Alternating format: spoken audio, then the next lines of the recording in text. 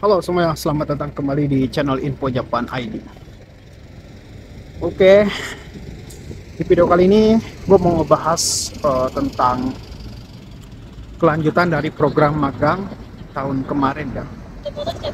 Jadi di video saya yang sebelumnya yang ngebahas tentang program magang ke Jepang bakal dihapus, itu masih banyak ya komentar yang pengen tahu gitu kelanjutannya kayak gimana gitu, karena video itu udah gue buat 10 bulan yang lalu, setahun, kurang dari setahun yang lalu ya.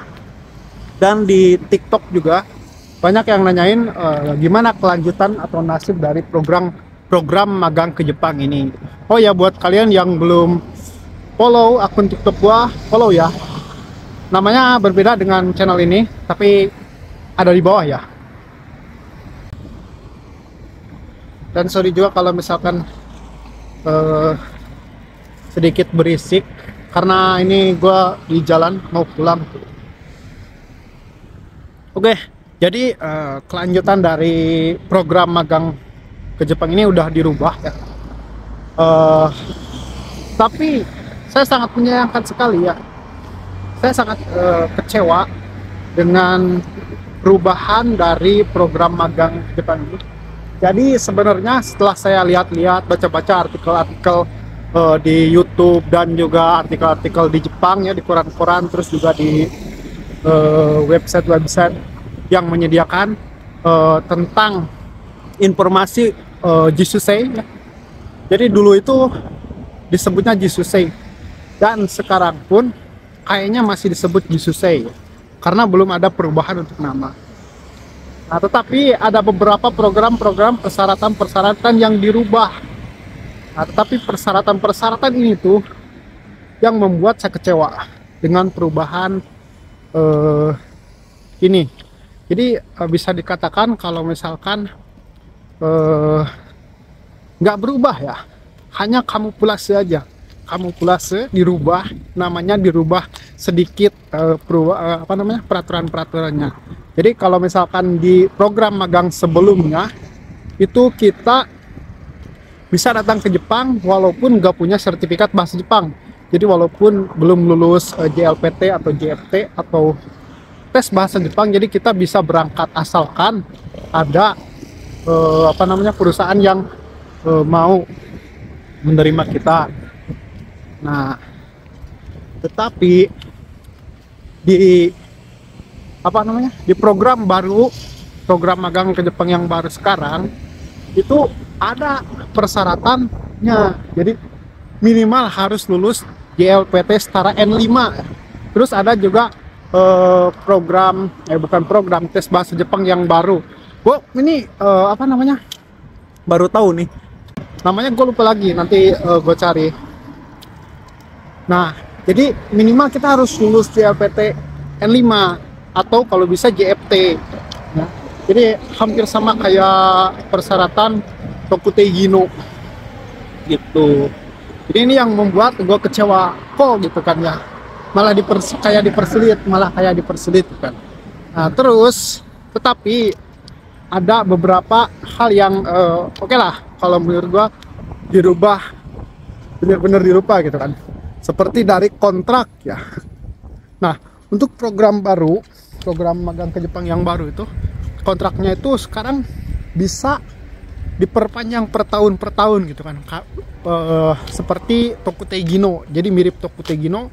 Jadi pada kontrak sebelumnya itu kan, kalau misalkan kita kontrak selama 3 tahun itu kita nggak boleh pindah perusahaan, kita harus tetap aja di situ sampai 3 tahun gitu kan, nggak boleh putus kecuali kontraknya 1 tahun.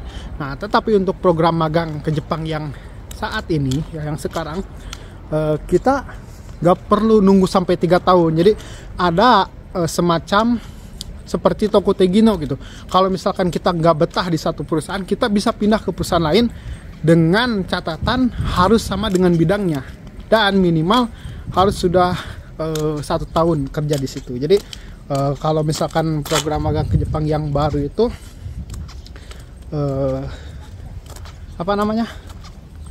bisa perpanjang kontrak gitu kan ya. Jadi perpanjang kontraknya itu per tahun gitu kan kalau sekarang.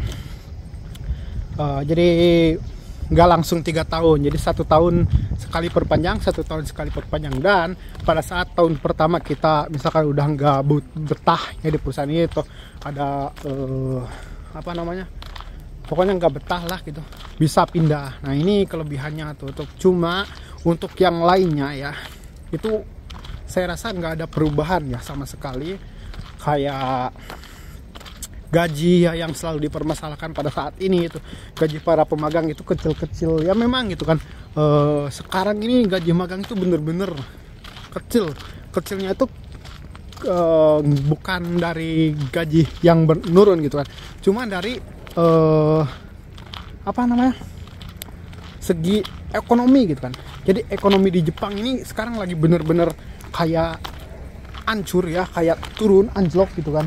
Yang awalnya itu uang 1 mang itu awalnya itu berasa kayak kayak banyak gitu kan. Tapi kalau sekarang yang saya rasakan, uang 1 mang itu, atau kalau dirupiahkan itu 1 juta berapa ya, 1.005.000 yen, 50.000 yen, 1.050.000 rupiah mungkin ya, karena uang Jepang ini sekarang lagi anjlok ya ke rupiahnya.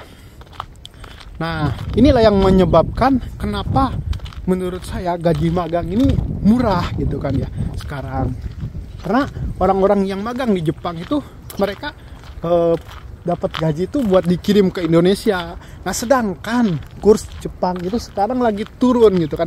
Yang tadinya dulu ya, waktu saya 2 tahun 3 tahun di sini, pertama ke sini tuh 1 yen itu bisa nyampe 120 rupiah. Tapi sekarang itu 1 yen itu cuman 103 rupiah ya. Nah kalau misalkan kita ngirim 1 bulan sekali tuh udah habis lah duit kita gitu. Yang tadinya ngirimnya jadi sekian, kita jadi sekian gitu kan. Nah terus di Jepang juga ya, kalau misalkan teman-teman pengen tahu, sekarang semua bahan pokok di Jepang itu lagi mahal, naik semua ya. Dari sayuran, dari beras, minyak, pokoknya bahan-bahan pokok itu pada mahal-mahal ya, naik. Bahkan apa namanya, tiket bis ya, ongkos naik bis tuh sekarang naik loh. Jadi ongkos naik kereta juga naik loh sekarang. Nah makanya kenapa dirasa menurut saya kalau misalkan gaji magang itu kalau nggak dirubah, itu nggak dinaikin, sama aja gitu kan seperti dulu, tuh sangat mengecewakan bagi saya. Karena kasihan lah untuk para pemagang gitu kan, mereka capek-capek kerja gitu kan, harus lemburin itu buat cuman nyampe di 15 mang gitu. Atau kalau dirupiahinnya itu cuman 15 juta gitu kan. 15 juta itu udah bontang-banting lembur gitu kan ya.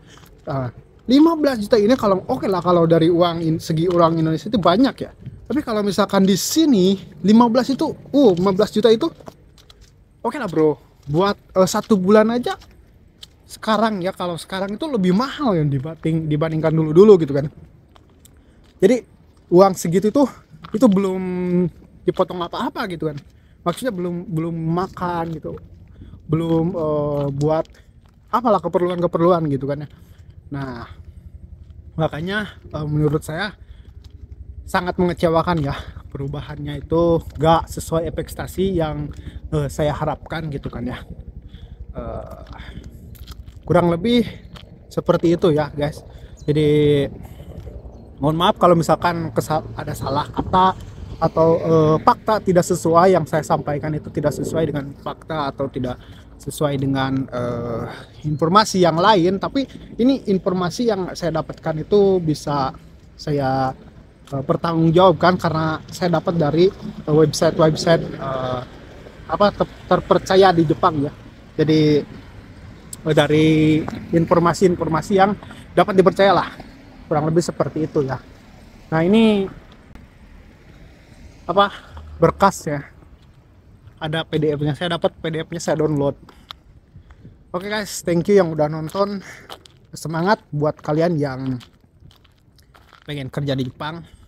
Tapi pesan saya terakhir ya, kalau untuk sekarang saya rasa teman-teman lebih baik pilih negara yang lain ya selain Jepang.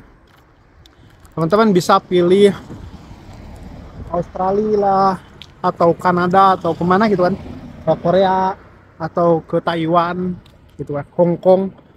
Pokoknya ke negara-negara selain Jepang, karena Jepang ini saya rasa 1 tahun, 2 tahun, 3 tahun ke depan gak bakal menghasilkan gitu kan. Kalau teman-teman ngejarnya cari duit gitu kan.